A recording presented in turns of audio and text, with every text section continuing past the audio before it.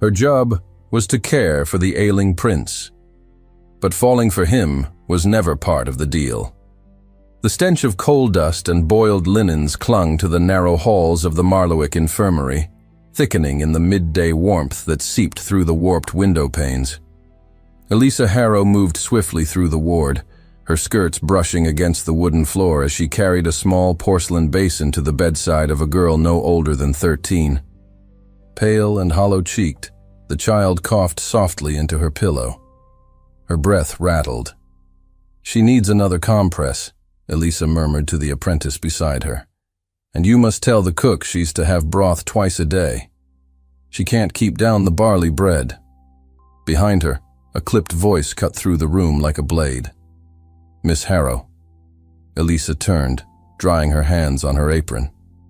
Lady Edwina Barrack stood in the doorway, her posture as stiff as the lace at her throat. The patroness of the infirmary wore her disdain as visibly as her high-boned hairstyle, her powdered wig rigid above a face untouched by labor or compassion. "Elisa," she said too calmly, "step outside with me." The girl in the bed stirred. Elisa gave her a reassuring touch before following Lady Edwina past rows of beds into the hallway. The door shut with a soft thud behind them. "You interfered in the diagnosis of a patient," Edwina said at once without preamble. "You undermined Dr. Ewald Sims's authority by insisting the miner's daughter wasn't malingering." "She isn't," Elisa said, her voice steady. "She has fluid in her lungs. I've treated it before." "You treated it," Edwina repeated, one brow arching. "Despite having no formal license, no noble sponsor, and no invitation to speak." Elisa's breath tightened, but she refused to lower her eyes. She would have been sent home to die. Edwina stepped closer. "Do you know what separates a nurse from a servant, Miss Harrow? Obedience. You may possess a competent hand, but you have neither discretion nor humility. You are dismissed, effective immediately." The words rang like a bell inside her skull. "I beg your pardon." "No pay," Edwina continued, "and no reference. You may collect your things before the hour ends." The hallway felt suddenly narrower. Elisa's spine stiffened against the heat rising in her face. She said nothing. To beg would be pointless. The staff stood frozen just beyond the doorway, heads half-turned, pretending not to hear. One of them had once wept into Elisa's arms after her son died. Another owed her his recovery from fever. None spoke. Elisa left the building with her chin lifted, each footstep on the stone steps echoing louder than the last. She did not cry. She would not give them the satisfaction. The sky opened as she turned onto the main street, and the soft drizzle became a sheet of rain. By the time she reached her cottage on the edge of town, her dress clung to her skin, and her cap hung limply at her nape. Inside, she lit the hearth with trembling fingers. The warmth from the flame did little to ease the chill that had burrowed beneath her skin. She sat at the edge of the small table, her apron sodden in her lap, staring at nothing. There were no family letters to write, no lover to confide in. Her mother had died years ago, her father longer still. She had built her life on quiet competence, on the skill of her hands and the dignity of her silence. And with 3 sentences, it was gone. By dusk, word had spread. A knock came at the door. Old Mr. Hemsworth from the mill, his breath wheezing from the hill. "I heard, Miss Harrow.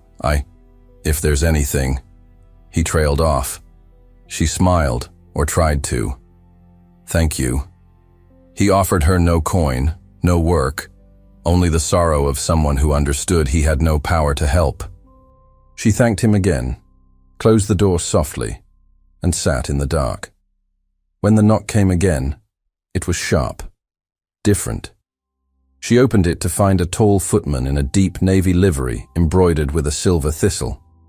Behind him, a black carriage with the crest of Avonlea gleamed under the lantern light, rain dripping from the edges of its gilt panels. "Elisa Harrow?" the footman asked.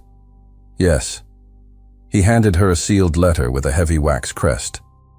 The envelope was thick, perfumed faintly with myrrh and ink.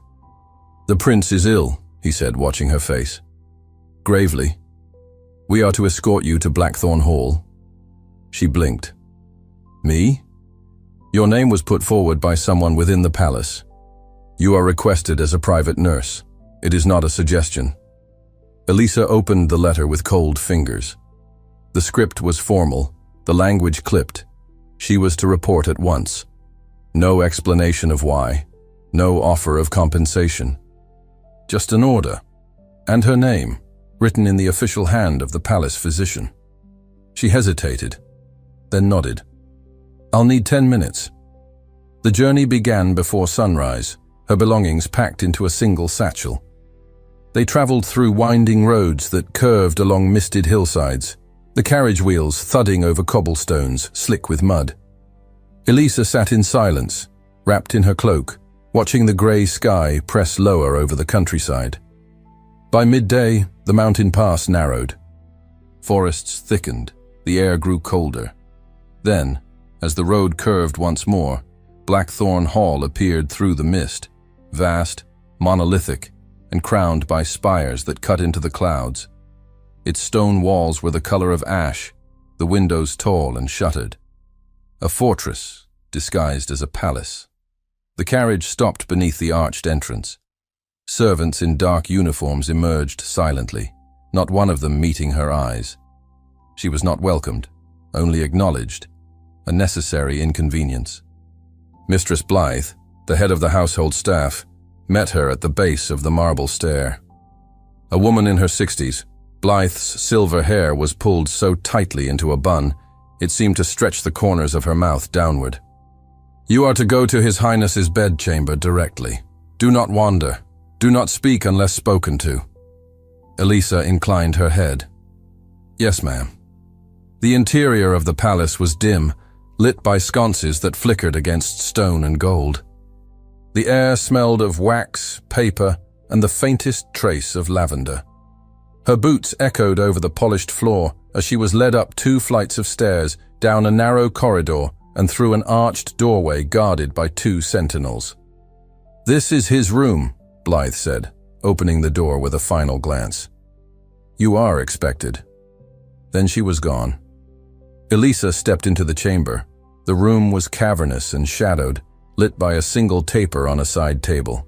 Heavy drapes covered the windows. The scent of damp linens and stale perfume lingered in the air. A high-backed chair sat near the hearth, unoccupied. The bed dominated the space, a 4-poster carved from dark oak, its canopy draped in burgundy velvet. She moved closer, the silence so complete she could hear the rustle of her skirts. Her eyes swept over the figure lying there, half covered by the silk counterpane, dark hair spread across the pillow. She froze. The prince's eyes were open, watching her. They were green, not the dull, washed green of old tapestries, but vivid, alive. She hadn't expected him conscious, alert. He studied her face as though committing it to memory. His expression was unreadable. Then he spoke. "Elisa Harrow." His voice was low, hoarse from illness, but there was no mistaking the precision with which he said her name. She stared at him, heart beating like a drum in her ears. She had never met him before, never stepped foot in the palace, never spoken to anyone of rank, much less royalty. He said her name again, as if testing it, feeling it, and Elisa had no idea how he knew it. The days that followed settled into a rhythm, though Elisa would not have called it restful. From the moment she stepped into Prince Nicholas's chamber each morning, every movement she made was observed, measured, catalogued.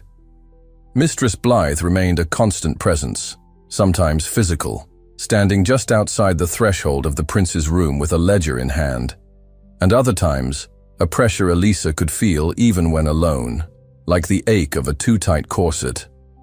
The woman's eyes, when they landed on her, held no cruelty, only the cold certainty that she did not belong. Elisa bore it in silence. She always had. She remained in the prince's quarters or in the servants' wing, as instructed.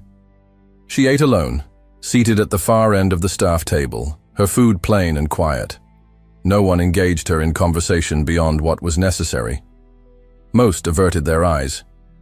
Whether it was fear or contempt, she wasn't sure. It didn't matter. She was here for one reason only. The man behind the heavy velvet curtains, whose fever still clung to him like a second skin. Prince Nicholas did not speak again of knowing her name. In fact, in the days after their first meeting, he said very little at all. He lay propped against white pillows trimmed in gold thread, his dark hair damp with sweat, his nightshirt wrinkled at the collar. His cheekbones were prominent, skin pallid, but there was something sharp beneath the surface. A watchfulness in the way his eyes moved when he thought no one noticed. He watched Elisa more than he should have. She tried not to acknowledge it, but she felt it. The weight of his gaze as she measured tinctures, as she dampened cloths to cool his brow, as she adjusted the buttons at his throat. He had no right to stare at her like that. And yet she didn't tell him to stop. Once, while changing the compress at his wrist, he remarked quietly, "You don't tremble." She looked up from the bandage. "Should I?" "Most do."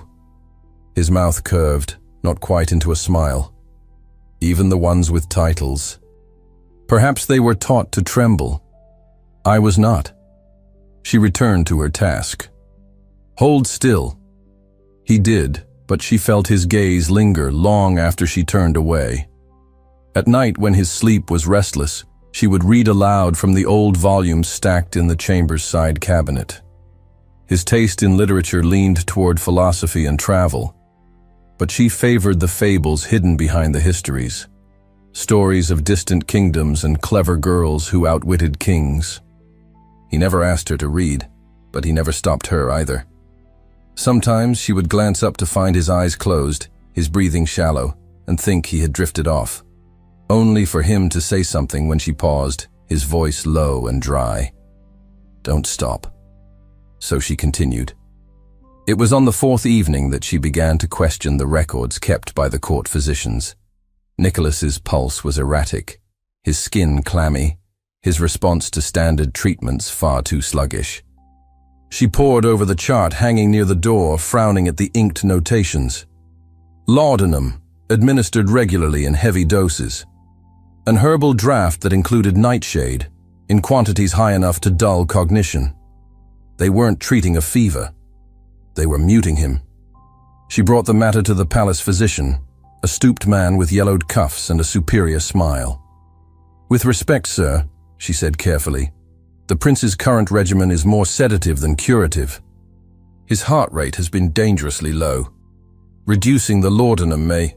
You are here to tend to His Highness's linens and ensure he remains hydrated," he interrupted, "not to critique a treatment devised by His Majesty's appointed medical council. I only mean..." "You are dismissed, Miss Harrow." She didn't argue. She only bowed her head and returned to Nicholas's chamber, hands cold with fury. That evening she quietly altered the dosage.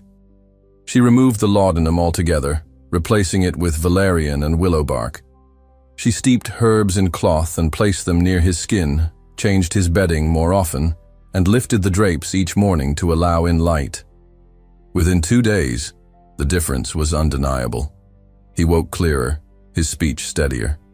He asked for a basin and combed his own hair. On the 6th morning, he requested tea. Mistress Blythe narrowed her eyes when she saw him sitting upright. "The physician will be informed," she said stiffly. Nicholas's reply was lethargic but dry. "Do send my regards." That afternoon he asked Elisa to sit, just for a moment. She hesitated, then lowered herself into the chair near the hearth, folding her hands in her lap. "Where were you trained?" he asked, watching her. "I wasn't." "No formal schooling? No noble sponsor?" "No," she said, her voice even. "Only a mother who taught me to work with herbs, and a town willing to let me learn through necessity." He was quiet. "You've a steady hand, and you've a sharp tongue for someone recently unconscious." His brow arched, a spark of something flickering in his expression. "If I say thank you, will you be satisfied?" "I doubt it," she replied, but her lips twitched, almost smiling. Later that evening, as she turned down the bed linens and refolded his dressing gown at the foot of the mattress, Nicholas spoke again. "When I was 12, he said quietly, I tried to climb the wall near the east garden." She paused. He hadn't spoken of himself before. "I wanted to see what was beyond it," he went on. "The guards caught me halfway up. I was thrashed, and the king ordered the gardeners to trim the hedges higher. I've never been beyond the palace grounds." Her hands stilled. "Not even once?" He shook his head. "Not even once." She turned slowly toward him, unsure why the confession lodged so deeply in her chest. There was no self-pity in his voice, no plea for sympathy, just a quiet resignation that felt more intimate than a touch. "I'm sorry," she said. He shrugged with one shoulder. "You're the first person to say that." She didn't answer. She only turned back toward the window, where the moon had risen above the mist, casting a soft glow over the trimmed lawns below. She remained there longer than usual, arms wrapped loosely around herself. The air was cold, even within the chamber, and her breath fogged faintly on the glass. Outside, the palace gardens shimmered silver and still, a world locked behind walls she could not cross. She could feel him watching her again, not with the distance of royalty, with something else, something uncertain. "Why do they fear you?" he asked suddenly. The question slipped through the quiet like a thread pulled from tightly woven cloth. Elisa turned, startled. "What?" His gaze held hers. "The servants, Mistress Blythe, the physician, even the guards. Why do they fear you?"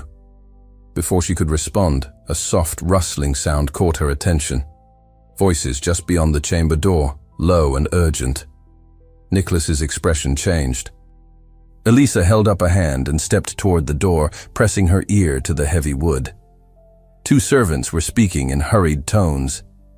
"She's still here?" "I thought she left hours ago." "No, she's in with him. And Lady Cecilia's not pleased. She won't let her stay much longer. Not with him looking at her like that.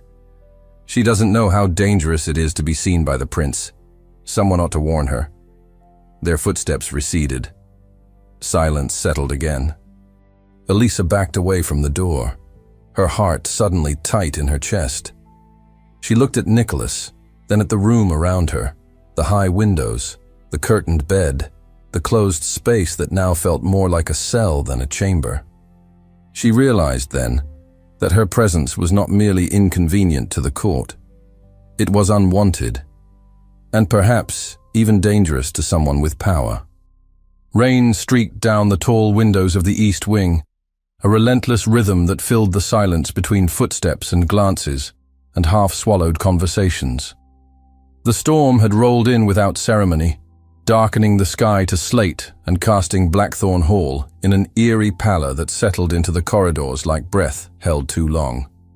Prince Nicholas had taken his first walk beyond his chambers that morning. Only as far as the drawing room, leaning on a cane, but it was movement nonetheless. Progress. The court had whispered of his return to health in tight-lipped circles, masking surprise with decorum. He greeted none of them. Only Elisa. Their eyes met across the corridor. She had just emerged from the linen room with a fresh towel pressed to her chest, her cap slightly askew, damp curls escaping at her temples. He paused, faintly breathless, one hand on the wall, as if her presence had startled him more than the climb.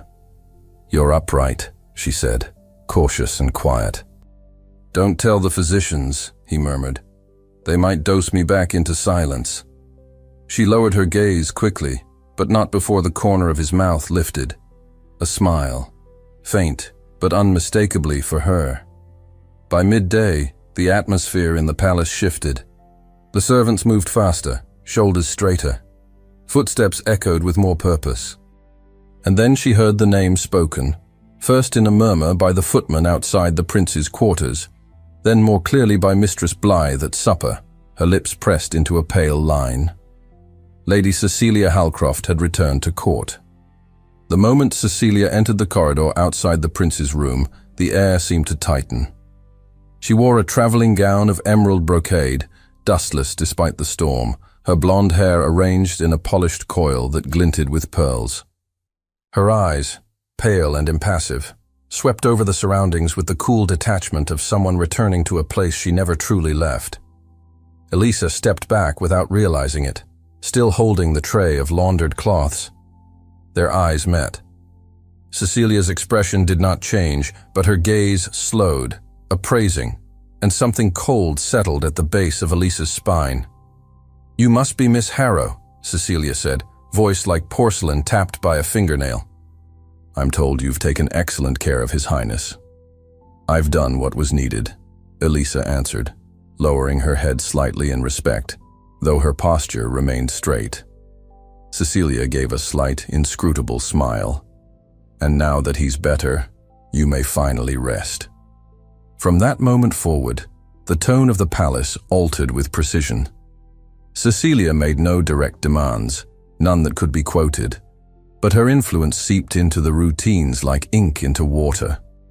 She visited Nicholas daily, never staying long, but always at hours Elisa had once reserved for quiet reading or conversation.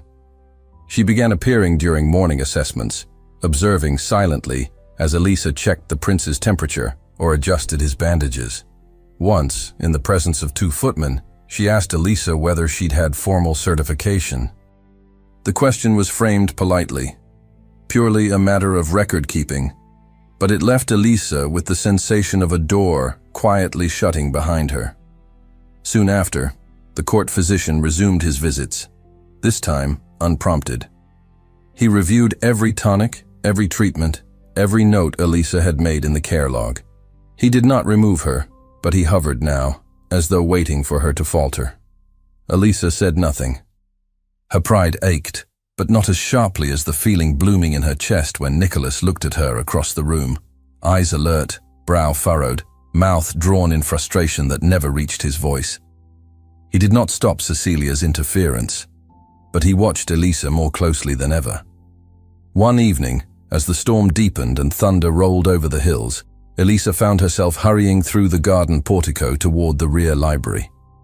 She had been searching for a medical text, an obscure volume she remembered from a footnote in her training. When the sky opened again, she reached the heavy oak door with her dress soaked to the hem and her shawl clinging to her arms. Inside, the air was thick with paper and dust and the faint scent of old roses. A fire burned low in the grate, barely alive. She was reaching for the nearest oil lamp when a voice stopped her. "Close the door. You'll drown the hearth." She turned, startled. Nicholas was seated in the far corner, a blanket across his lap, one leg bent against the arm of the chair. He looked far less like a prince than usual, his cravat undone, the top buttons of his shirt open, shadows softening his jaw. In the glow of the fire, his eyes looked darker, more uncertain. "I didn't realize," she began. He gestured to the hearth. "Sit before you catch death. I've heard you're inconveniently difficult to replace." She hesitated, then stepped closer, feeling the weight of her soaked skirts with every step. He reached for the poker and stirred the coals, coaxing light from the embers. The glow touched the curve of his cheek, casting it in gold. "You're shivering," he said.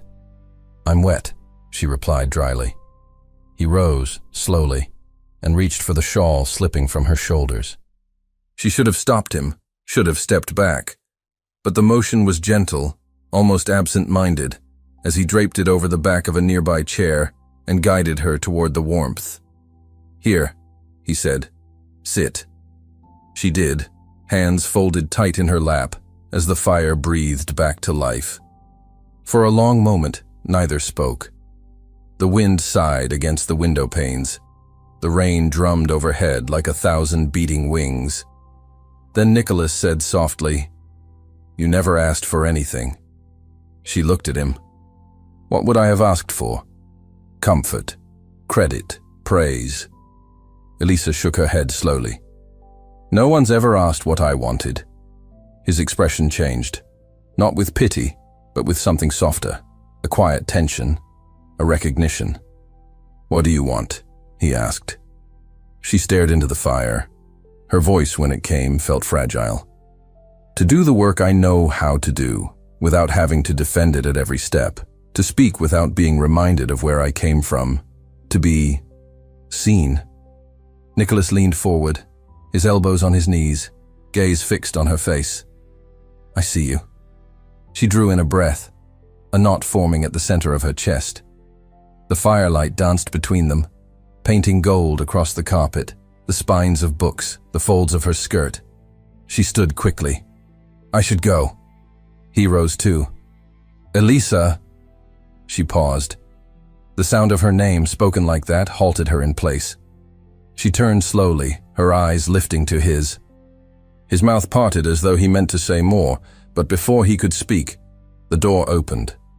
Lady Cecilia stepped inside, wrapped in a traveling cloak, still glistening with rain. She took in the scene, the fire, the chairs, Elisa's flushed face, the prince's undone collar, and her pale eyes narrowed just slightly, calculating. "Your Highness," she said coolly. "We were beginning to worry." Nicholas said nothing. He stood straighter, the moment gone. Elisa inclined her head. "I'll leave you." She slipped past Cecilia without waiting for a response, her heart hammering against her ribs. Her steps were measured, but her hands shook by the time she reached the corridor. The next morning, the entire court was summoned to the grand receiving hall. Elisa stood in the back, pressed between footmen and stewards, her apron folded over one arm. She did not know what had prompted the gathering until Mistress Blythe whispered beside her, voice clipped and low. "An alliance. It seems His Highness is to be wed." Elisa's stomach dropped. At the front of the room, the King's Council stood beside a herald. Prince Nicholas remained silent as the announcement was made, a formal betrothal to Duchess Amelie of Villonia. The union, they explained, would solidify trade, reinforce diplomatic ties, and ensure the continuation of the royal line. No one clapped. Elisa stared at Nicholas, but he never turned toward the crowd. His expression was unreadable. That evening, as she folded towels with numb hands, Mistress Blythe entered her quarters. She handed over an envelope without comment. Elisa opened it with deliberate care. Her services were no longer required. She was to leave by sundown the following day. Now, as night fell again, she packed the few belongings she had brought. A spare gown, her worn satchel, the comb her mother had given her. Her hands moved without thought. The candle on the nightstand guttered low. She knew she would not be allowed to say goodbye. The knock at the door was soft, almost hesitant. Elisa hesitated before crossing the small chamber. The knock was soft, almost uncertain, but insistent enough to draw her from where she sat folding the last of her belongings into her satchel. Her fingers paused on the frayed edge of her shawl, the one she'd worn that first mist-heavy morning to Blackthorn Hall. The candle flickered beside her, casting long shadows over the stone walls and the rough blanket on the cot. She opened the door slowly. Nicholas stood there, his shoulder braced against the frame, his eyes shadowed beneath the soft glow of the sconces in the corridor. He looked older than he had the day before, as though the weight of the entire court had pressed against him in one endless night. His collar was loose, his coat undone, as if he'd left in haste. His dark hair fell untamed over his brow, still damp from the rain that had not yet stopped. "I heard," he said. She kept her hand on the doorknob, not stepping back, not stepping forward. "They've given me until sundown." "They shouldn't have," he replied. There was a beat of silence. She waited for him to say something else, something that might explain the weight in his eyes or the tightness of his jaw. But he said nothing. Instead, he reached into the inner pocket of his coat and pulled out the envelope she hadn't expected to see again. The dismissal order, folded, creased, and damp at the corners. He held it between two fingers, then tore it cleanly in half. "You can't," she started, her breath catching. "I can." he said softly. I didn't authorize it. I never agreed to it. Her mouth parted, but no words came. I didn't agree to the betrothal either, he added, quieter still. I woke to find my name attached to a treaty. Cecilia and the council moved quickly while I was half drugged and silent. But that is not my choice. You're the prince, she said, her voice tight. Your duty, my duty, he interrupted, stepping closer, has been used as a leash my entire life. This time I choose. She looked down, forcing her hands to remain still at her sides. You can't choose me, he exhaled, as though those words struck deeper than they should have. I never asked for this, she continued. You know that.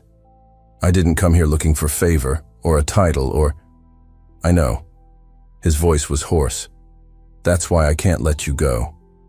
Her eyes met his then, the impact of his words settling in her chest like a slow burn. He wasn't offering promises, wasn't pledging a future gilded with impossible dreams. He was just telling her the truth, his truth, laid bare with a quiet desperation that tugged at something deep within her. Before she could reply, a heavy knock sounded down the hall, followed by a voice they both recognized. His Highness is summoned to the banquet. The council is assembled. Nicholas straightened.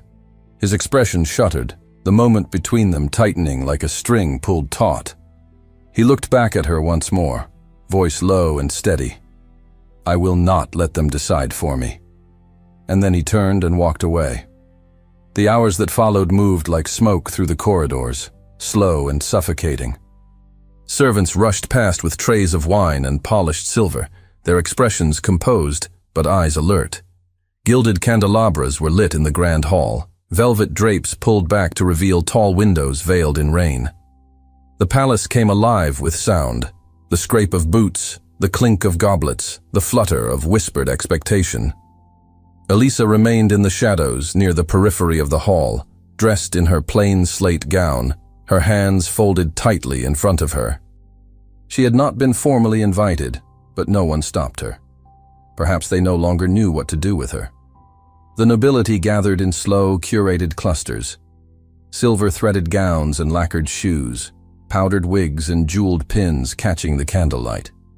Cecilia was there, resplendent in a sapphire blue gown cut to perfection, her chin lifted, her smile poised and hollow.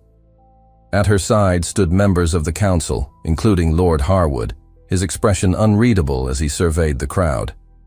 And then Nicholas entered.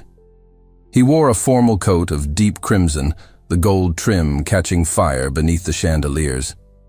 His cravat was pinned with a sapphire brooch, the Avonlea crest at his collar. His steps were slow, deliberate, measured like a man walking toward something irrevocable. The hall quieted. He lifted a goblet of dark wine, raising it in what seemed to be the start of a toast. To peace, he said. A murmur of approval moved through the room. To the alliances that bind our kingdoms, he continued, his voice clear, unwavering. To the strength of this land, and to the clarity of truth. That was when the first shift came, not in his voice, but in his posture. He no longer stood as a prince honoring a contract. He stood as a man revealing one. I did not agree to this marriage, he said, and the words fell like stones. I was never consulted. I was not conscious. I was barely coherent. And in that silence, a treaty was signed in my name. A few nobles shifted, faces tightening. He went on, his voice low and even. I have been fed opiates without consent. I was weakened under the guise of care, and the woman responsible for restoring my strength was ordered from this palace, not for failure, but for success. The crowd stilled. Nicholas turned then, facing the hall fully. Her name is Elisa Harrow. She is a healer, a woman of no title, no property, no noble blood. She is the reason I stand here now. Heads turned. Some gasped aloud. Cecilia's face lost its color. She opened her mouth, but no sound emerged. Nicholas continued. This court prefers compliance over truth, appearances over compassion. but I will not pretend to honor a vow I never made. I will not wed a stranger when my loyalty, my respect, my heart lies elsewhere." Silence flooded the hall. The only sound was the rain beating against the high glass. Then came the soft rustle of fabric as the king stood. He had remained seated throughout, no interruptions, no gestures. But now he rose, his expression unreadable beneath the weight of decades of monarchy. He looked at his son, then at the gathered nobles. He said nothing. And then, without a word, he turned and walked out of the hall. By morning the sky had cleared, but the tension within the palace had not. A private council was summoned, and with it, a sealed order was delivered to Elisa's chamber. She stood in the center of the room, still wearing the same gown from the night before, the edges of her sleeves wrinkled from where she'd gripped them too tightly. She followed the steward down the corridor, past portraits of kings and queens long buried, past tapestries that had absorbed centuries of secrets. Her footsteps echoed too loudly. Her palms were damp. They reached the king's study, tall doors carved with the emblem of Avonlea. Nicholas was already there, his face drawn but calm. He did not reach for her, did not smile, but something in his eyes anchored her in place. The king sat at his desk. Papers lay in front of him. A single quill rested in his hand. He looked first at his son, then at Elisa. "You may have what you desire," he said slowly, "but it will cost you the throne." The silence in the king's study was unlike any Elisa had known before. It wasn't the hushed quiet of reverence, nor the solemn stillness of a sick room.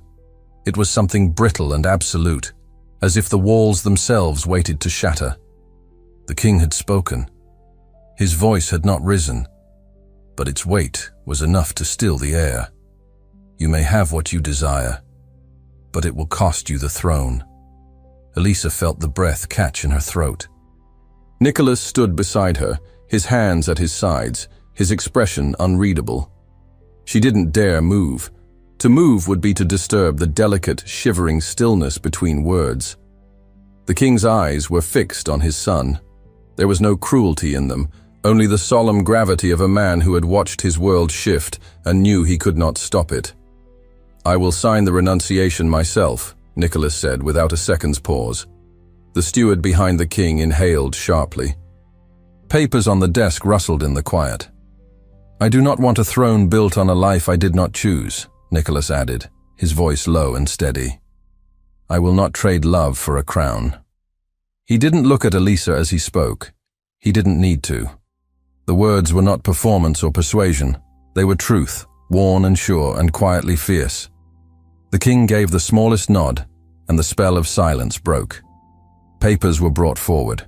A quill placed in Nicholas's hand. He signed his name without trembling. The chaos that followed did not come with shouting. It came in the crackle of murmured disbelief, the shuffling of feet, the urgent whispers passed from steward to scribe, from advisor to noble. Behind closed doors, the court would unravel in quiet rage and disbelief. But here, in this moment, it was done. Nicholas turned to Elisa. His hand reached for hers, a touch simple and unadorned, and she took it. 3 days later, the final seal was pressed in wax. Prince Nicholas of Avonlea was no longer heir to the crown. The title passed to a distant cousin, one whom Elisa had never seen and Nicholas had never trusted. The announcement was made without ceremony, and just like that, Blackthorn Hall ceased to belong to him. Their exile came not in the form of punishment, but in a quiet arrangement. The king's envoy delivered a deed to a coastal estate far to the south, a weathered manor perched on a cliff's edge overlooking the sea. The land was modest by royal standards, but beautiful, untouched, a place for beginning, not retreat. Neither of them spoke much on the journey. The carriage was silent, save for the clatter of hooves on dirt road and the wind whistling through the trees as they moved farther from the palace, farther from everything they had known. When they arrived, the sun was setting, casting the sky in a wash of pink and gold. The estate was smaller than Elisa expected, a stone house of warm grey with ivy curling along its walls and a narrow path that led directly to the cliff's edge. The scent of salt clung to the air, the kind that filled the lungs and lingered on the skin. She stepped out of the carriage and stood there for a long moment, her hands folded tightly, breathing it in. Nicholas came to stand beside her. He didn't speak. He only looked out at the horizon with her. In the days that followed, they fell into a rhythm that was entirely new and entirely theirs. Elisa rose with the sun and walked the cliffs. Nicholas tended the neglected gardens. They shared meals in the kitchen rather than the dining hall, and when the fire died down at night, they sat close without needing to fill the silence. Their wedding came 2 weeks after the move, not announced but not hidden. Word had reached the nearby village, and the chapel, a weathered stone building no larger than a drawing room, opened its doors to the sound of the tide. Elisa wore a gown of cream muslin, soft and unstructured. Her hair was pulled back simply, the way she wore it when she worked, with no pins, no jewels, nothing to obscure the shape of her face. She carried no bouquet. Her hands were bare. Nicholas stood waiting near the altar, dressed in a dark wool coat, the simplest he had ever worn. He held nothing but her gaze as she walked toward him. There were no royal guests, no musicians, only a scattering of villagers who had brought wildflowers in their arms, and a few quiet allies from Blackthorn, a footman who had once brought her tea without being asked, a young maid who had pressed her hand when no one else dared. The ceremony was brief, the vows simple. Elisa spoke them with a steady voice, her gaze never wavering. She did not promise to obey. She promised to stand beside him, to meet him in truth, to never forget the long road that brought them there. Nicholas's vows were quieter, but his voice did not falter. He did not speak of kingdoms or legacies. He spoke of the nights she stayed when no one else would, of her hands that healed when his strength had gone, of choosing her, not in spite of everything, but because of it. They kissed with the sea wind curling through the chapel and the sound of waves echoing off the stone. That night, they danced in the kitchen, barefoot, with no music but the distant sound of the tide. He held her close, her cheek pressed to his chest, and neither of them said a word. Months passed. Elisa stood at the edge of the garden, her shawl lifting in the wind, the sea stretching out before her in endless motion. The cliff beneath her was firm, the grass cool beneath her slippers. She looked out not as someone waiting, but as someone arrived. Behind her, footsteps approached, quiet, sure. Nicholas slipped his hand into hers. She turned to him and smiled, no longer uncertain, no longer afraid. Thank you so much for listening to this story all the way to the end. We hope it moved you as much as it moved us while telling it.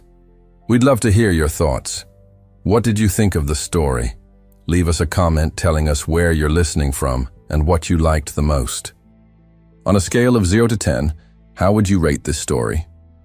If you enjoyed this story, don't forget to subscribe to the channel and give it a like to show your support. That really motivates us to keep creating and sharing more stories full of emotions and life lessons. And before we say goodbye, we'd like to remind you that on the end screen, you'll see a recommendation for another exciting and charming story. If you'd like to enjoy it, just click on the video. Thank you once again for being here, and we'll see you in the next story.